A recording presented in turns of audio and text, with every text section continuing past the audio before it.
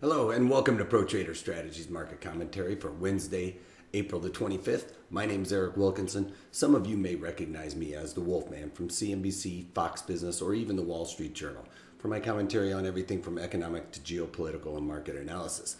Please keep in mind that everything we talk about in these market commentaries is not a solicitation to buy or sell any of these securities or strategies. At the end of the day, we're here to teach you some different strategies you can implement into your portfolios, but please do that in your own way. The reason why I can't give you a recommendation on a particular stock or strategy is because I don't know your risk parameters. I don't know what's in your portfolios, and therefore what I'm doing could be counterintuitive to what you are already doing. Having that out of the way, let's get this on.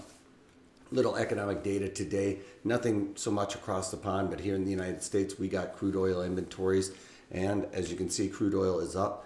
Today, we actually had the market react appropriately to the crude oil inventories number, which was a drawdown of 3.6 million barrels, was expected to be a drawdown of only 1.1 million barrels. So the market spiked on that information, and as you can see, crude oil up about 25 cents right now, trading just below that 59 psychological barrier and quite a bit below this Fibonacci level. So we'll have to see what holds.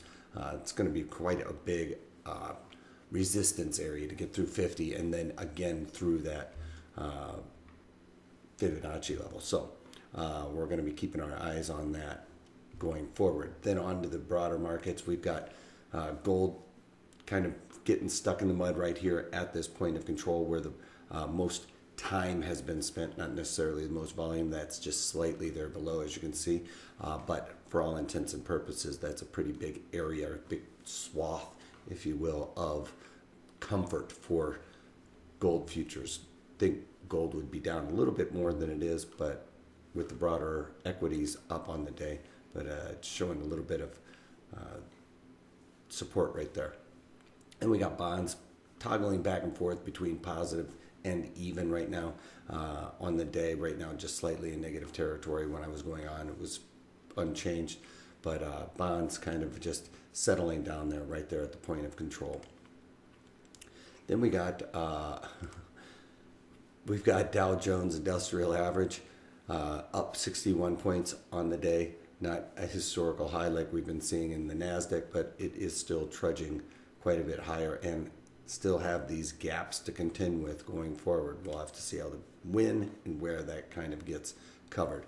We've got the Nasdaq making again another historical all-time high today, but volume is slowing down, or the momentum to the upside, I should say, not necessarily volume, but the momentum to the upside obviously slowing down as the market's taking a breather, and Nasdaq just slightly in negative territory right now. Then, as a matter of fact, as I clicked away, it went to unchanged. We have the E-mini S&Ps right here, up 6.5 points. You know, they haven't seen that broader rally that the Nasdaq has been really been robust, especially with the tech sector. But the E-mini S&Ps leading to the upside right now.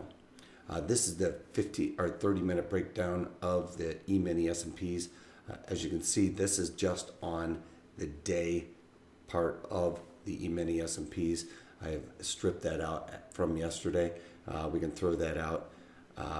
We can pull that out, but just remember, this is a gap here and a gap here that probably is going to need to be covered, in the short term is the way I'm looking at it.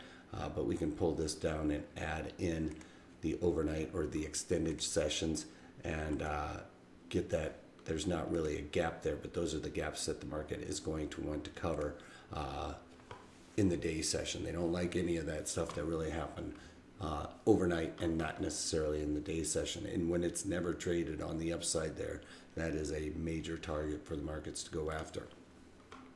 On to a few things that I want to talk about. I haven't done anything in Disney, but if you guys remember this, I did this Disney trade as a poor man's covered call, bullish underlying. We're covering those calls. I rolled them up and out in time. It has breached my short calls at this point, so synthetically long the underlying for that poor man's covered call in the January. But I just wanted to note that it's looking like I'm going to be taking this trade off if Disney doesn't pull back. If it does pull back slightly just below that 115 level at expiration, I'll probably look to cover that. Actually, I'm probably going to look to cover that before this earnings comes out. Let it breathe a little bit more. So I'm going to be taking off Disney. Don't have any working orders in there right now, just kind of playing it by ear, but going to be looking to cover that. It's going to have a trigger happy trigger finger on that one to get out. Then AT&T, this is another trade that I'm looking to get out of. If you remember, I did this trade on a put spread. Basically built it out with the May and sold the 38 puts, bought the 45 puts. The 45 puts are pretty deep in the money at this point, but with this pullback, it has gotten very close to the 50% the width of my strikes, or 50% the max profit on this trade. So on that, it's a $7 wide, paid just slightly under $3.50 for that trade. So $3.50 again then is my max profit. So I'm looking to take about half of that. Slightly less than that, I'm looking to get out at $5 right now. So working that one, just because of the way it's kind of bounced a little bit, I don't want to lose any of that. So I think it's trading around $4.90. So I'm about 10 cents away right now. That's where I'm looking to get out. Just slightly less than 50% of the max profit there. Pepsi is a trade that I put on, and as you can see, it dropped quite a bit, but I'm going to be talking about this trade actually in the webinar today and going through it in detail. And with Pepsi, I went into the short-term duration weeklies, and I sold the 112, 117 strangle in there, and I clicked at 63 cents. Now, right off the bat this morning, this did not look very good, but because it was trading down and my puts were being tested on those 112 puts. As a matter of fact, I think the low was like around 111, as we can see here. If I can pull this up, you can see 111 should be somewhere around 111, I think, is the low. 111.34 is the low on that. So right off the bat, that market was in the money. So I just put it in a working order to get out at 30 cents and was able to get out at 30 cents. It might be slightly less than that now that we're back above pretty solidly into the 113 area. So those 112s are pretty much, it's probably trading somewhere in the 20s for that whole strategy to get out. So I just put in a working order to get out of that. Usually I get out of these early on in the morning. This one took a little bit longer, probably about 45 minutes to get out of. Just wanted to wait for it those short puts to go out of the money before I covered that. So that's what I did on there. I think that's all the charts I have. Talked about all of those.